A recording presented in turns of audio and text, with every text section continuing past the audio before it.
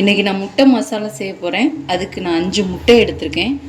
First அடுப்பை on பண்ணி எண்ணெய் ஊற்றிக்கலாம்.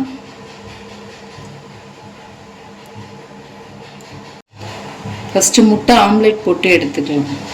அதுக்கு எண்ணெய் காஞ்சிருச்சு.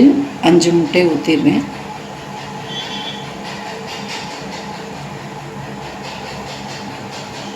முட்டையை உடச்சி விட்டுறாதீங்க, அப்படியே இருக்கட்டும். கொஞ்சம் மஞ்சத்தூள் தூவிக்கலாம், கொஞ்சம் கரம் மசாலா, கொஞ்சம் பெப்பர் தூள்,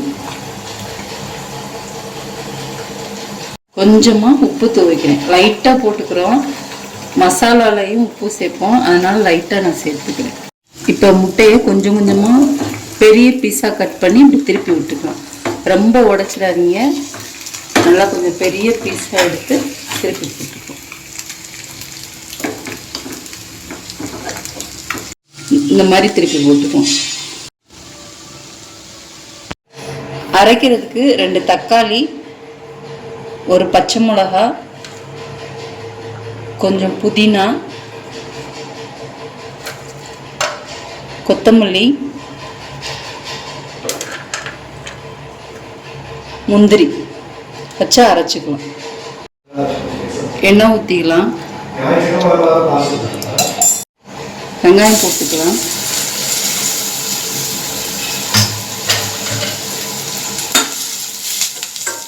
போட்டு நல்லா வதக்கிக்கலாம்.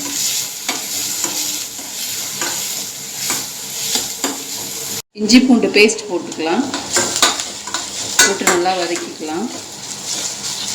அரைச்சி வச்ச பேஸ்ட்டை போட்டு வதக்கிக்கலாம்.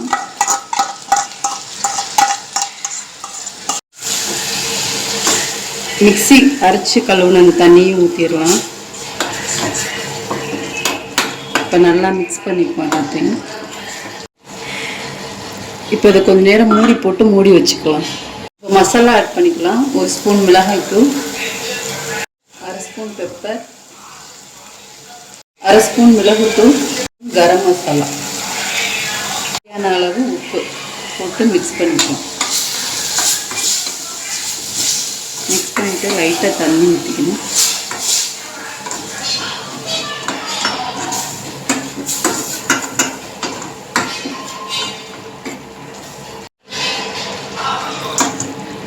தண்ணி ஆட் பண்ணிவிட்டு கொஞ்சம் நேரம் கொதிக்க விடலாம். மூடி போட்டு மூடி ஒரு 5 மினிட்ஸ்க்கு மூடி போட்டு மூடி வச்சிடலாம். ஓப்பன் பண்ணி பார்க்கலாம். நல்லா மசாலா ரெடி ஆயிடுச்சு. ஆல்ரெடி செஞ்சு வச்சுருந்த முட்டையை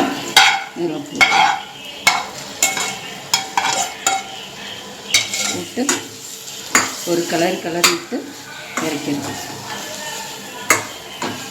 முட்டையை உடைச்சிடாமல் கிளறி விடுங்க. கொஞ்சம் பெரிய பெரிய பீஸாக இருக்கிற மாதிரி பார்த்துக்கோங்க. முட்டை மசாலா ரெடி ஆயிடுச்சு. அவ்வளோதான், ஆஃப் பண்ணிடுங்க. முட்டை மசாலா ரெடி ஆயிடுச்சு. லைக் பண்ணுங்கள், சப்ஸ்கிரைப் பண்ணுங்கள்.